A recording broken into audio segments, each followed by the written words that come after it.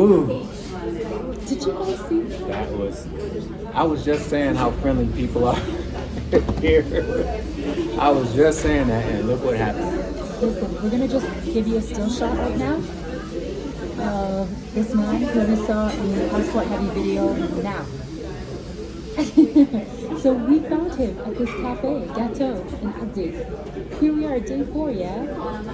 And we spotted him and we're like, and we had just rewatched that video. Yeah, I watched the video 3 times. And I'll put the link to that video in the description. It is one of the best videos that's been done in Addis. Yeah, very well made, put together, curated.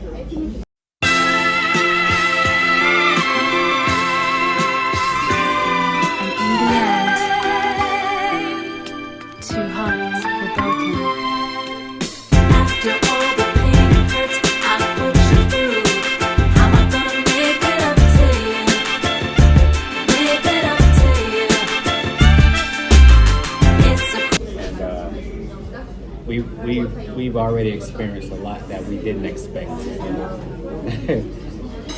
to come on that. Yeah, but more good, all good though.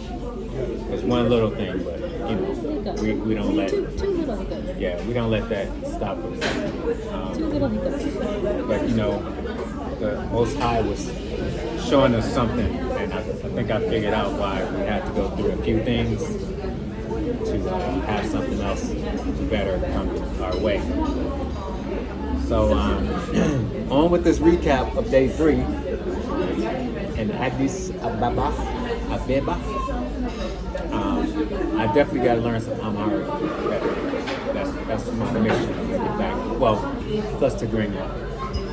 Tigrinia's first mission, and Amharic the second, and then it'll be Arabic.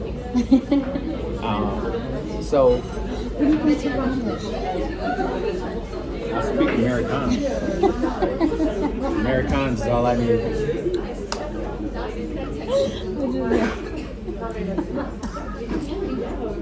Okay. Let's see. So, day 3. So, we got off to a late or early start. So because of the incidents that transpired on Sunday night, which we didn't get to fill you in on, we got to bed very late. So we both woke up very tired on Monday. Yeah, that was still a 3 to 4 hours sleep. Yeah, it was one of those nights again. And then our intention was to go out and have some coffee because we had plans to go visit my cousin at her home for noon. But yet again, Ethiopians are always early, never on time or late. So we thought 12 noon pickup at 12 noon, or just a few minutes prior to 12 noon, that 12 noon pickup turned into a 10:30 a.m. pickup. Yeah. And so we didn't have an opportunity to go and grab some breakfast, coffee, juice. We were literally about to do that, walking out the door, and my cousin's like, the driver's on his way, he's moments away from you. He's like a couple of 100 feet away. I was up, of course, and then by the time we got dressed and ready to be out the door, it was like 9 something. No, it was like 10:30. No. That's when she left us. Oh, okay. Yeah, all right. She's like, he's basically there now. We were walking out to go get a coffee, have a tea, and we wanted to do the recap, of course, of the day prior. But here we are. It's all good. Our driver took us to her home, and we got there nice and early, before noon, because everything is early. It was a nice trip. We went through the outskirts of the city, so it felt like it was really real Ethiopia. Even though we're still pretty close to the city, but still. Yeah, it was like 8 or 9 kilometers, so it was actually still Addis, but it was like, I guess you could consider it the suburbs instead of like the central part where we were staying. But when Ishé and I got there, I told him, this is actually the Addis that I remember from 1992, because in 1992, it all looked like that. When you see the housing, you've seen the housing now in the area, we've shown you around the area in which my cousin lives. This whole center down here didn't have these new buildings, these sky rises. It was all like that. The tin roofs was all here. people living like that was all here. So they've basically been pushed out because venture capitalism and development, which I'm not saying is good or bad, but that's what's happened. They've developed the city and they've pushed the people further away from the center. Yeah. So I'm glad we didn't eat breakfast and coffee and juice because we had to eat lunch. And she prepared a very nice injera meal. But first, the main thing that I liked was the kids. There's a door that's kind of weird, but yeah, the best thing for me was the children, like little cousins. Man, one was home. The oldest boy is 9. He was at home feeling under the weather, so that's why he wasn't at school. And we just chilled with him and his mom. My cousin, who I've not seen in, I believe, 30 years. If I'm not mistaken, I think 1992. So that's pretty wild. And then to come back now at this age, she's married and with children, you know, I'm married to this bloke over here, and bonus mom to his child. Like, it was just a really nice time to come together, catch up, and just feel that love and that safety. A family who's looking out for you, especially once you guys hear the story of what happened to us. Which we'll get into in another video. But it just, for me, it gave me a sense of safety. The fact that she found us a driver, you know, that she trusted, who was really lovely, you know, who charged us a very fair rate. You know, the fact that she comes from very, very, very humble beginnings, if you will. They live a very modest lifestyle, and yet she prepared lovingly, beautiful meal for us with what she had. So good, in fact, that my husband over here told me that he prefers her cooking over mine, but I'm not mad at that. I'm not mad because she's blood, she's my family, she's my sister. Hey. You're mature. She's mature. She ain't tripping. I think it's funny. Funny. I mean, I don't know where she did it, but she made injera, the death brown one, and I was like, where's she at? And she comes back with this thing of injera. I was like, whoa, you just made that? Because I'm used to going to buy it. But yeah, it was soft and crispy, chewy. Oh man, it's so good. But just sitting back with family, sitting there, you know, playing with the kid, talking to her, and very good genes in this family, you know, because it's very pretty. It's like you got the, you know, everybody's slim, tall.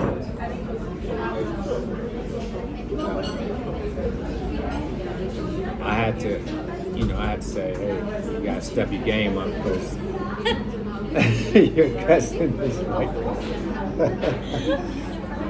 she was like, this whole meal, I don't know where she did it. Like, I didn't see no boxes or cans, or she just took everything by hand, made it. I was like, wow. No, it was very cool. I didn't know what to expect because it's my first time going to. It wasn't a village, but it was just like, the outskirts.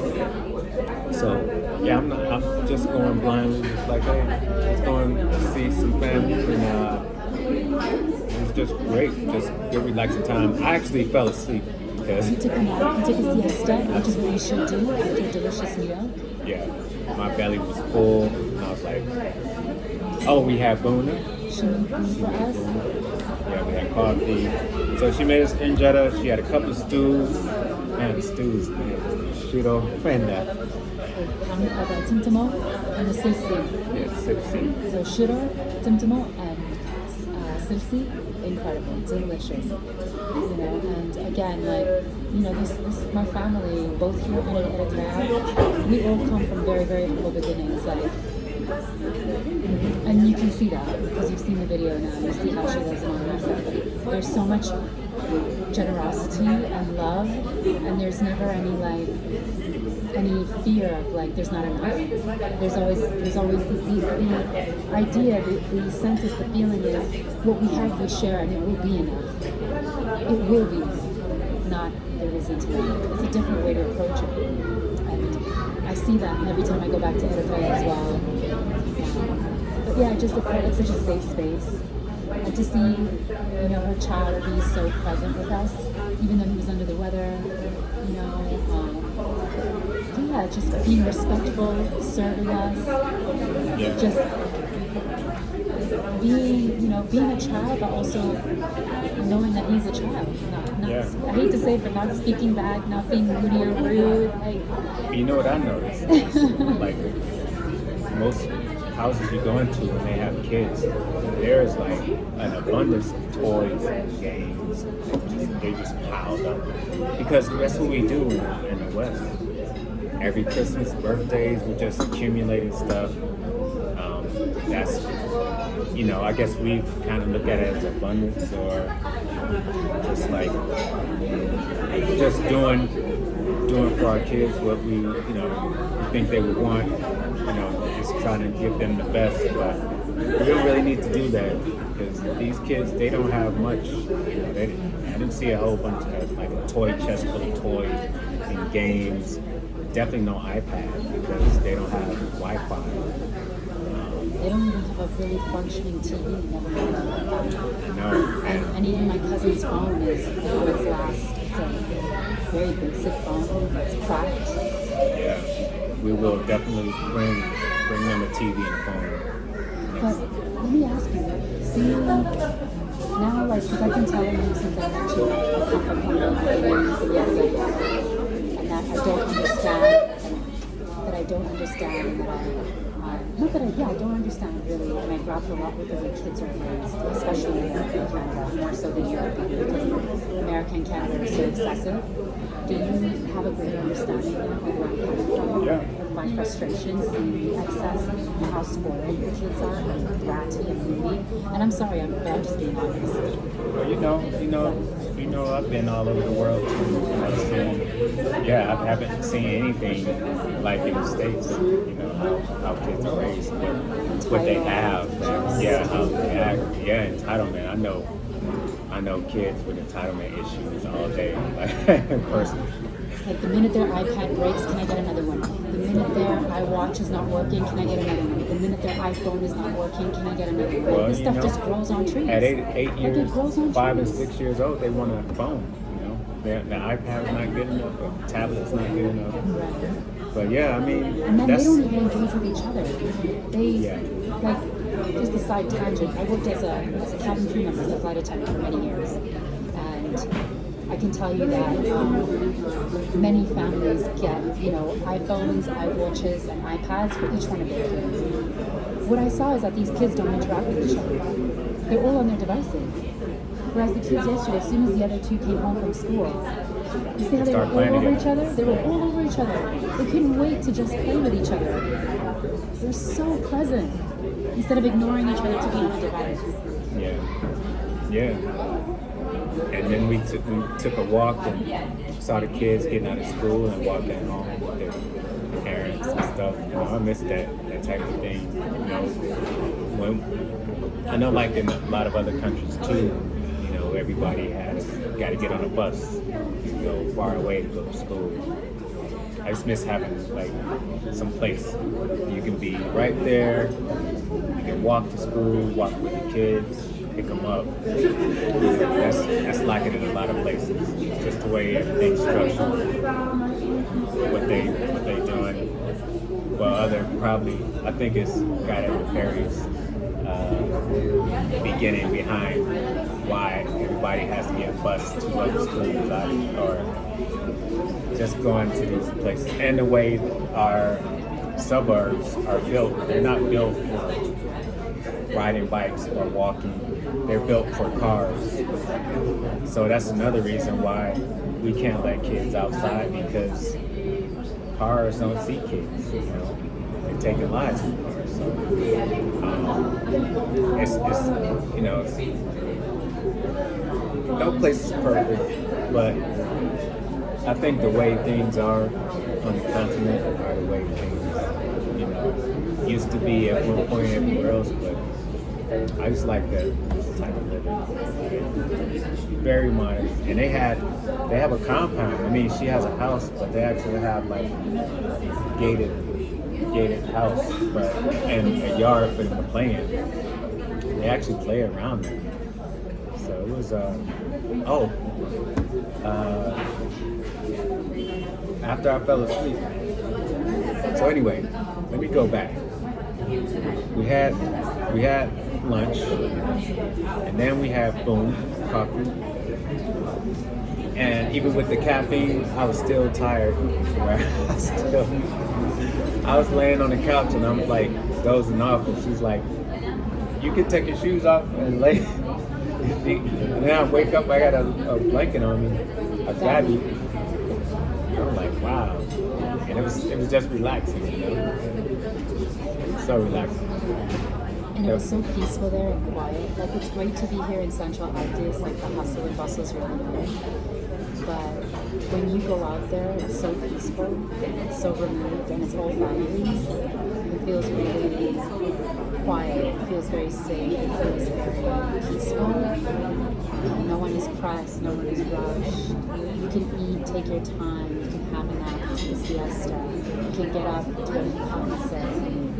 You can make homemade beer and serve that to your guests, yada yada yada. Yeah, there's something else. You gotta step it up. I told her to get that recipe because her cousin, she came up with said, well, how did that happen? Oh, you was telling her that I like the honey wine. The honey wine. But he had Ethiopia at the City Center the first night. Yeah, it's a cultural wine in Habesha culture. You know what I said? And there's also a homemade beer. And yeah, I guess it's Suwa. She found out that I like that, you know, I partake of a beverage or two. And she just came out with this crafted beer. I was like, where'd you make that? I was like, is that beer? And it was in, you know, because it was in a water bottle. And she was like, yeah, that's made it. I was like, you gotta get the recipe from her. A lot of recipes. And get to work is what he said. Yeah, because this is a wife right here. She makes the beer. I don't have to go to 7-Eleven or the grocery store or the liquor store, get my beer. Just get in there and make some beer, please. But yeah, and it was good. And you know, with homemade stuff, it's like you don't know the content, you don't know the alcohol content, like, you know, how you pour it or where you pour it. Like, this one might be strong, this one might be light. But the bottle she gave me, it seemed like it was pretty even content. So it was nice. And the thing is, it's like part of the reason too why I'm not offended that he loves her cooking and her suya is because everything here is natural and organic, and she makes everything from scratch. So even like the berbere, the shiro, she makes that from scratch. He saw that she had all the chili peppers out to make the berbere, which consists of 7 different ingredients. The chili peppers are just the base, but the thing is, it's traditional here in Ethiopia and Eritrea to not go out and buy your shiro and your it's tradition to make it. Normally it's the grandmother of the family that makes it, and then eventually one of her daughters would take it over, or like an auntie in my case, and then it gets passed down. So technically I'm supposed to be next in line. But Marhawi, you know, she's here. She doesn't have family really around here. She just has another sister, another cousin of mine. But so she has to make her own berbere and shiro because one, it's tradition. You make it the way that you like it, and because you don't trust other people generally, like you you don't know people are cutting corners, yada yada. But also because it's expensive. When you go to a shop and buy anything retail, you're paying taxes, VAT, value added tax, yada yada yada. So it makes sense for them to buy the ingredients, make it at home the way that they like it. They know everything that's in it, and they save money by doing that. So, and that's applied with everything, the mess, the suya, and that's why everything tastes better with tough. Like they'll grind it themselves, they'll source the tough that they want, they'll grind it, they forge a relationship with the owner, so everything is going to be elevated in taste because it's curated to your specific taste.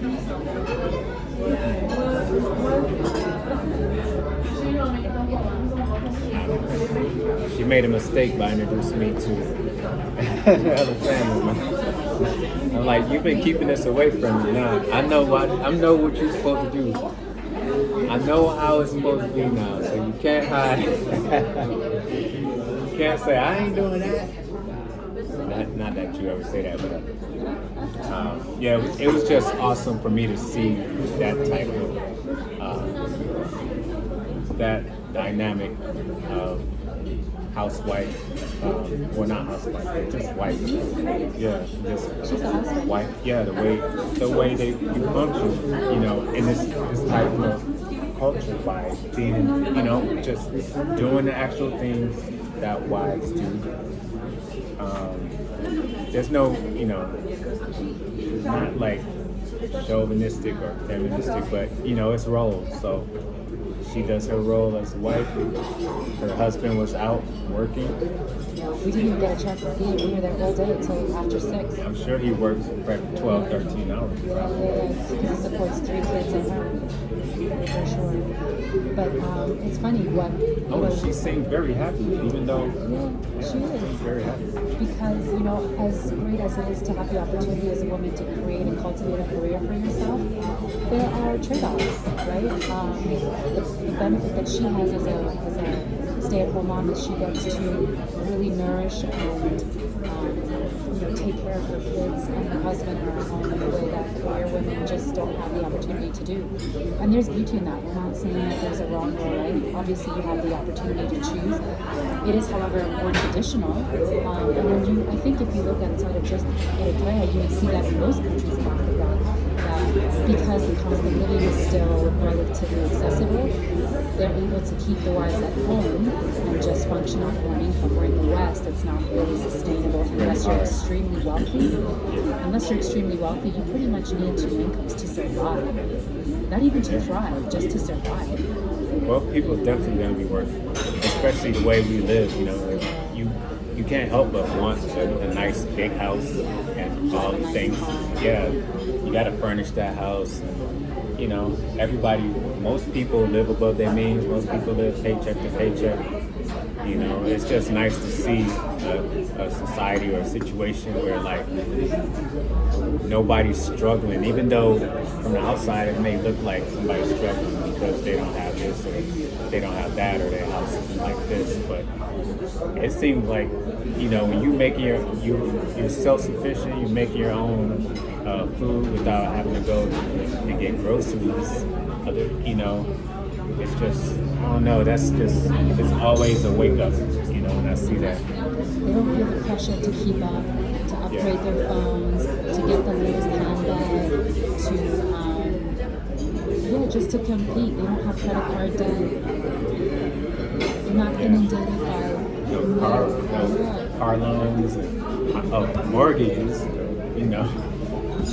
Yeah, it's something, but in America, they have us buying stick houses, is what they're saying, for $500,000. When we know these stick houses are worth $500,000. These houses are built using bricks and concrete. These houses are built to last here. In North America, for the last 20 plus years, they've been building houses out of wood. Yeah, they've been saving money on cost of building and charging and charging infinitely more. Like the houses that were built 50 years ago that were built with good materials are not worth as much as the homes that come up today that are built by wood, off of wood that came up literally overnight. And yet those houses are going for astronomical amounts. In the area that we live in, I mean, $500,000 doesn't even get you much, to be honest with you. You know, if it doesn't get you a garage, it doesn't get you, you know, like it. I don't have a garage. But not even your home. I'm talking about like our home is great. Don't get like our home. Plus we have amenities. We're in a great neighborhood. Yeah, I'm talking saying about for new. what we pay. I'm talking about for new and young people coming up straight out of uni who are starting life and starting their families. $500,000 doesn't even get them a starter home now. You know, you're already looking at $70,000 for a very basic home, $700,000 or $800,000. Yeah. Yeah. But anyway, we got. I guess. We walked around the neighborhood. That was fun. You're gonna see that if you haven't already. After walking around the neighborhood, came back and just chilled out on the couch, talking and stuff. And we waited for the other two siblings to get home from school. They got home around a little after 4, and just watched them playing together, and you can see that. And it was time to go. And it was pretty much it for the day. Can I give my cousin another shout out? In addition to the injera, which was amazing, and the beer, she made pita for me with a little bit of sweetness, like a little bit of brown sugar and orange peel. I've not had sweet pita before. Pitas typically is a very savory, like tough bread that people add like tasmi, like ghee, and then berbere. That's how we typically have. We break it up into pieces, add the ghee and the berbere, and that's pita fitfit. And it's really, really lovely. It's a great breakfast. So I've never had a sweet version, so she even knocked that one out of the park. It's good with boom. It's good with coffee. And that was And she was, she was trying to give us stuff to. And I was like, wow, it's so giving. So giving. We had to leave her a little something.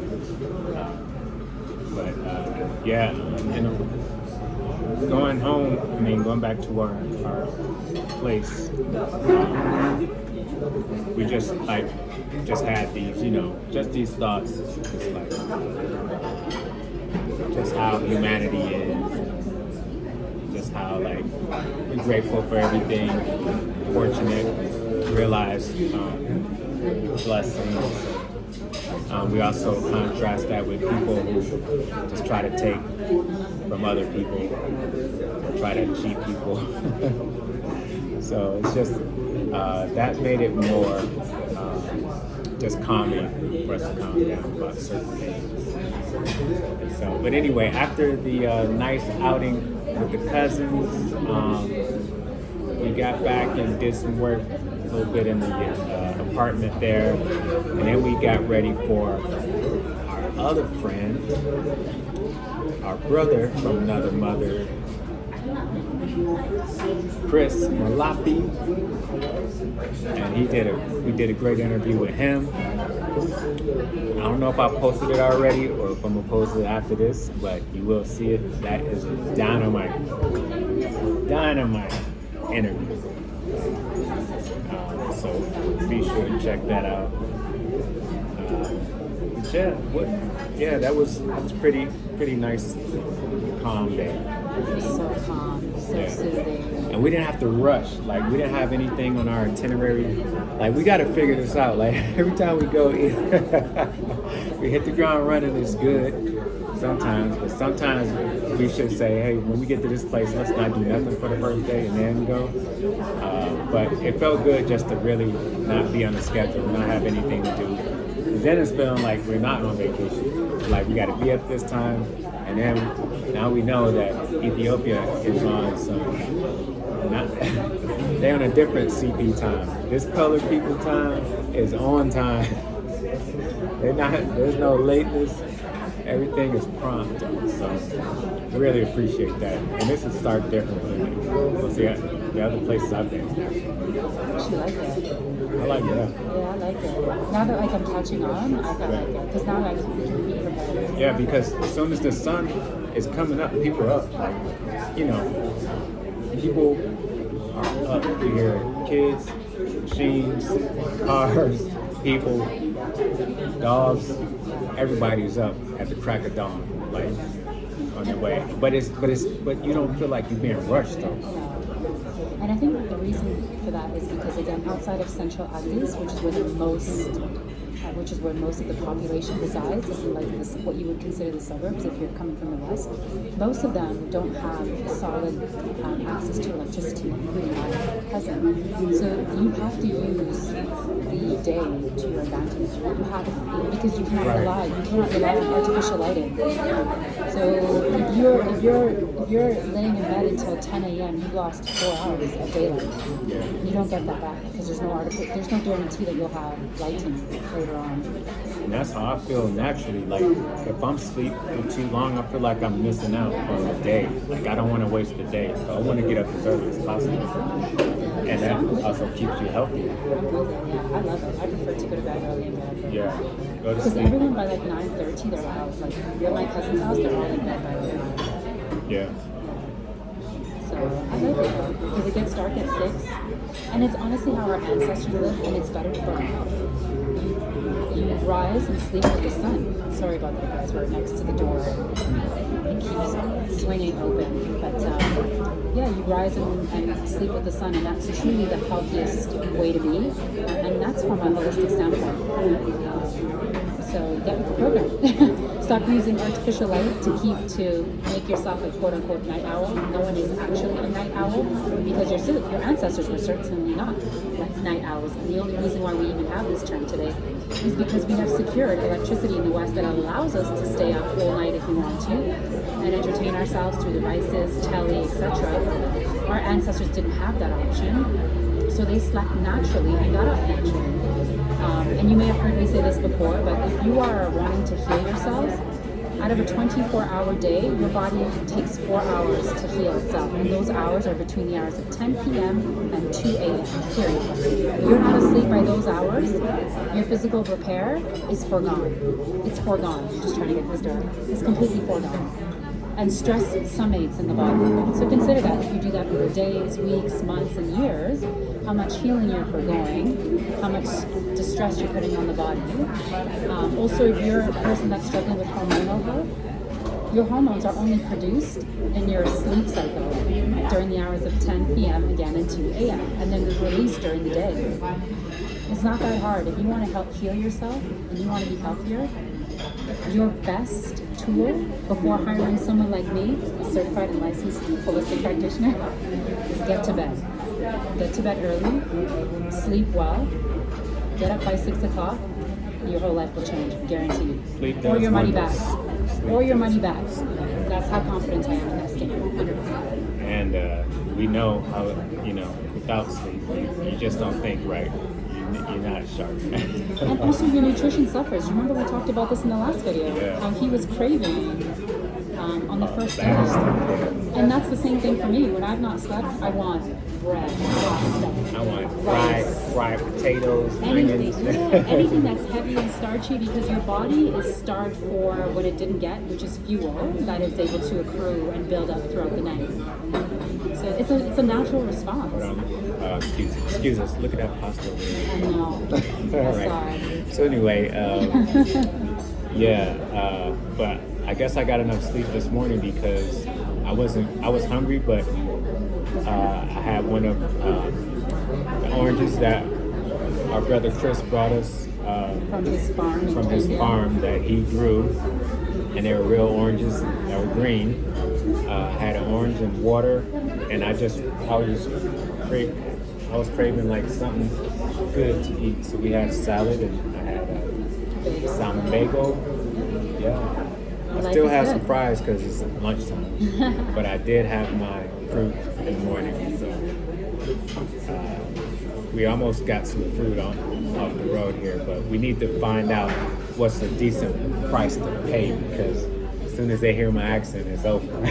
Well, they see us, period. Well, yeah. It's Yeah. obvious. Yeah. Give away. They're like, look at those 2 Jamaicans. Those Rastas over there. Foreigners.